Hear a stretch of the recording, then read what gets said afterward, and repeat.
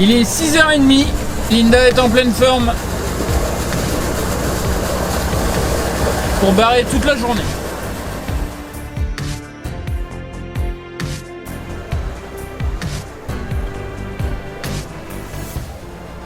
Salut, c'est Mika, Linda et Eden. On est à bord de la Désirade, on navigue toujours en Norvège.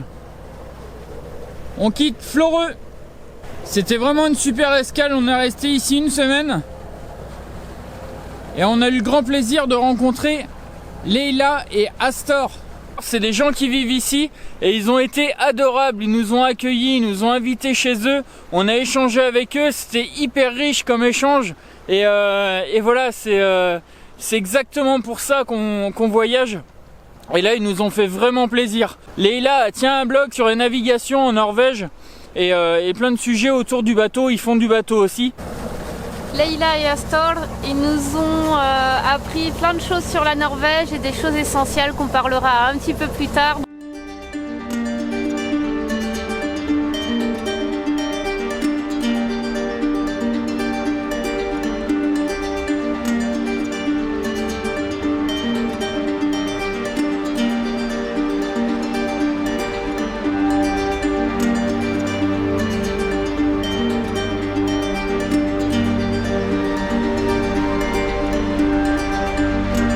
On va vers le sud, hein, comme on le disait dans la dernière vidéo.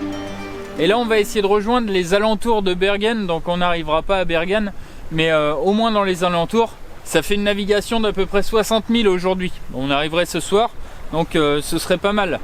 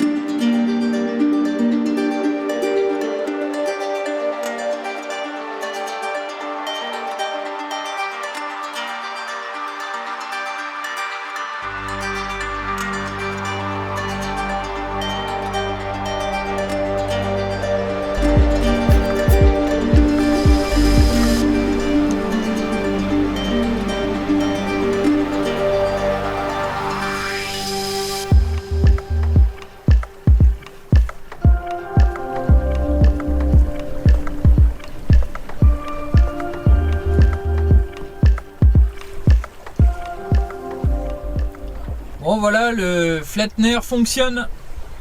Ah, c'est vraiment bien là.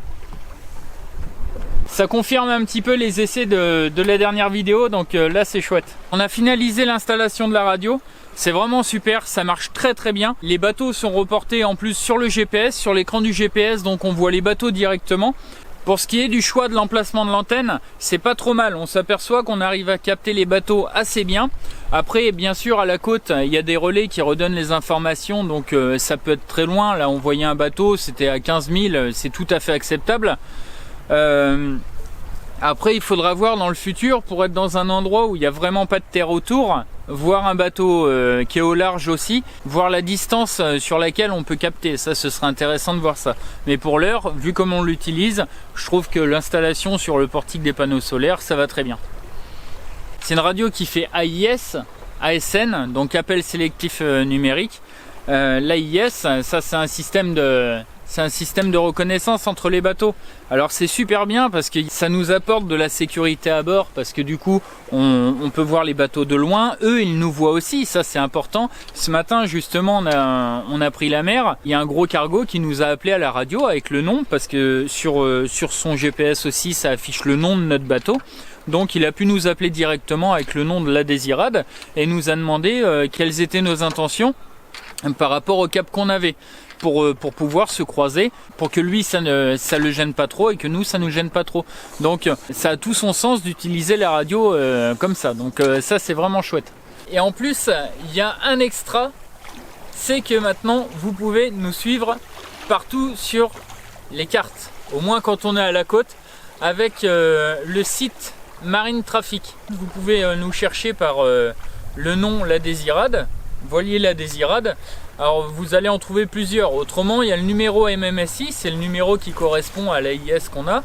Donc ça, vous pouvez le taper aussi, vous faites une recherche et là vous tomberez exactement sur notre bateau. Parce que le problème, c'est qu'avec ce site, il y a des photos qui correspondent pas forcément au numéro, et du coup on s'est aperçu que c'est même un abonné qui nous l'a fait remarquer il y a quelques temps, qu'il y a un bateau La Désirade avec un autre numéro que le nôtre. D'autres renseignements en revanche, c'est les photos de notre bateau.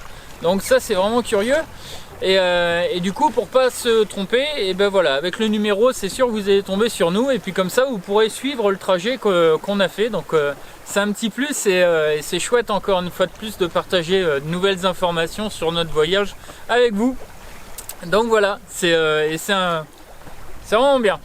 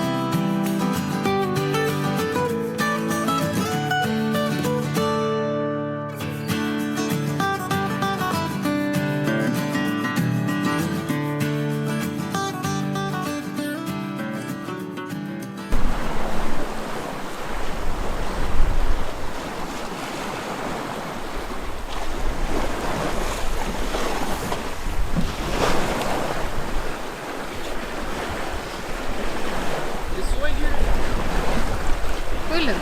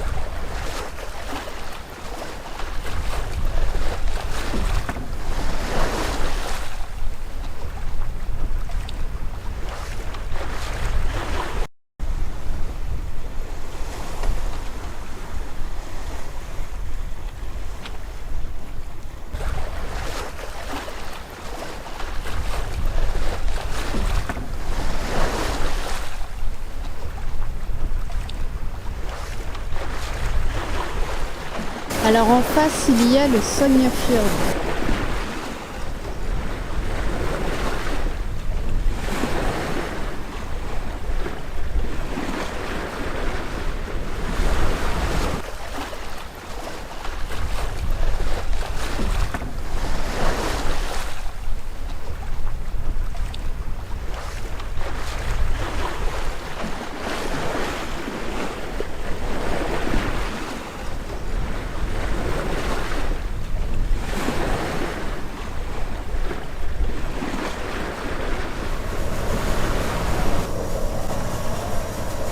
Ça y est, on arrive au port.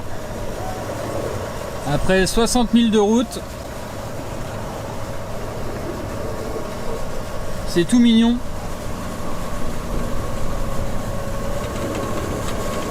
On va encore avoir un beau coucher de soleil ce soir.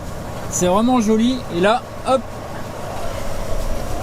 il y a des îlots aussi ici. Alors c'est vraiment pas large hein, entre les deux. C'est vraiment pas large. Et là, le sondeur, il affiche 40 mètres de fond.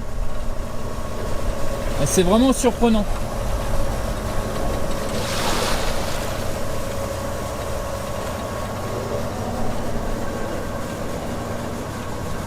Alors on s'est arrêté dans un petit port cette nuit. C'était juste pour dormir et ce matin on repart vers Askøy. On a eu des nouvelles du bateau C'est Normal, ils sont remontés en Norvège et ils se trouvent à Florvag, c'est sur l'île d'Askøy et on va s'arrêter juste à côté, ils vont nous rejoindre là-bas demain normalement. Donc là aujourd'hui on a 20 000 à faire.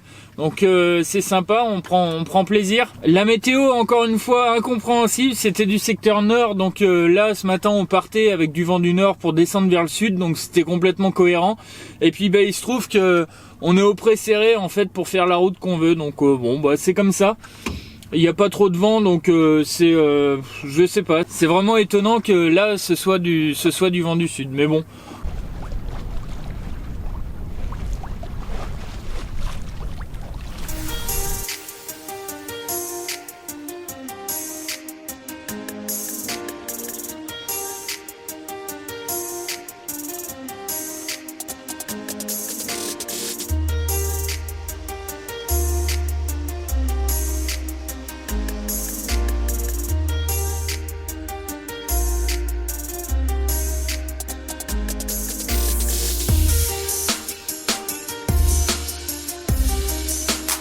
Alors là, on est à la même latitude de là où on est arrivé.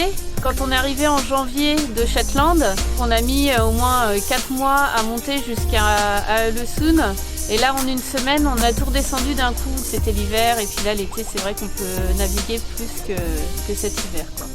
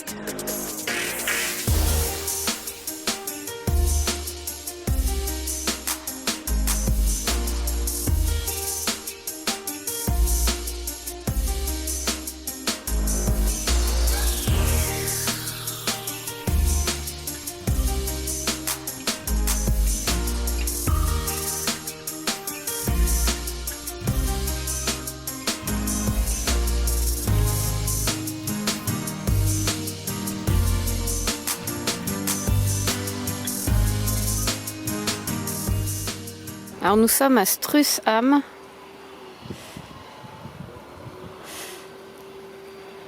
Il faut vraiment oser venir à l'intérieur. Il y a un grand bassin.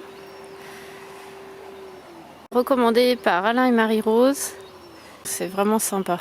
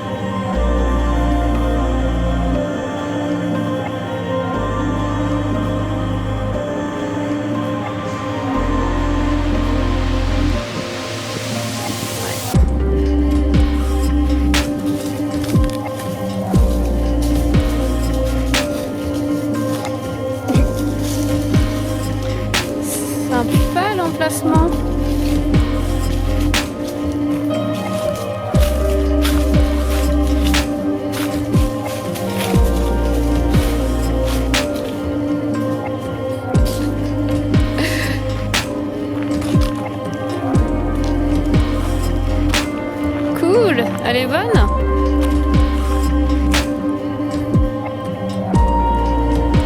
Waouh.